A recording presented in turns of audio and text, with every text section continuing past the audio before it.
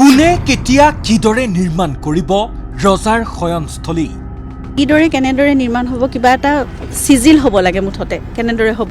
লেতেৰা কদৰ্যময় হৈ পৰা জুবিন ক্ষেত্ৰত উপস্থিত গৰিমা গাৰ্গ গাৰ কাপোৰেৰে মচিছে জুবিন ক্ষেত্ৰৰ ধূলি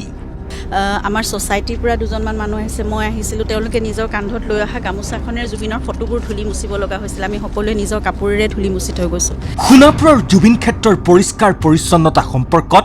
গৰিমা গাৰ্গৰ প্ৰশ্ন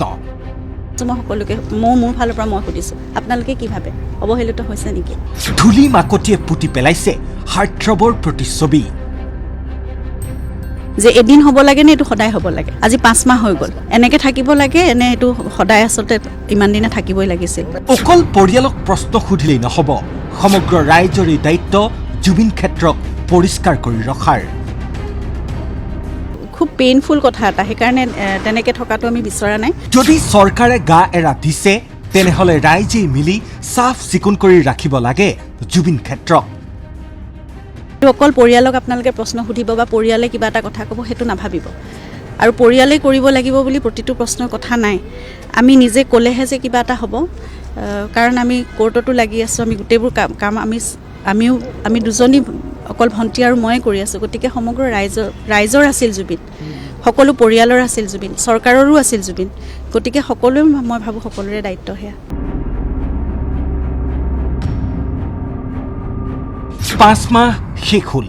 অত দিনে ন্যূনতম ব্যৱস্থাও হৈ নুঠিল জুবিন ক্ষেত্ৰত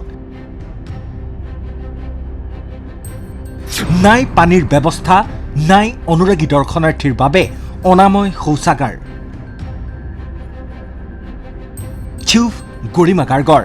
সংশ্লিষ্ট কৰ্তৃপক্ষই যদি কৰিব নোৱাৰে তেতিয়াহ'লে আমি ভাবোঁ আমি নিজে বা ৰাইজে মিলি হ'লেও সেইখিনি ভালকৈ ৰাখিব কিন্তু কেৱল এদিন চাফ চিকুণ কৰিলেই হ'ব জানো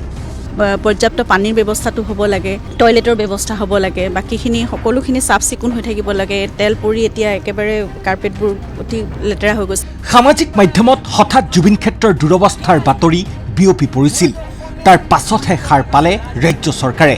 জিলা আয়ুক্তক দিলে নিৰ্দেশ এতিয়া প্ৰশাসনে আঁতৰাই পেলাইছে জুবিন ক্ষেত্ৰৰ সন্মুখৰ দোকান পোহাৰ দেৱাল নিৰ্মাণৰ বাবে লোৱা হৈছে জোখমাখ সদায় হ'ব লাগিব আৰু আজি কৰি কাইলৈ কৰিব কেনেবাকৈ যদি নোৱাৰেও তেতিয়াহ'লে অন্ততঃ দুদিনৰ মূৰে মূৰে সকলোখিনি চাফা হৈ থাকিব লাগিব ইয়াত কিন্তু প্ৰশ্ন হয় কিয় জুবিন গাৰ্গৰ দৰে এজন ব্যক্তিৰ মৃত্যুৰ 6 মাহ নহওঁতেই পিঠি দিব বিচাৰিছে সংশ্লিষ্ট কৰ্তৃপক্ষই আজি কুপতি কিয় আৰম্ভ নহ'ল জুবিন ক্ষেত্ৰৰ নিৰ্মাণ কাৰ্য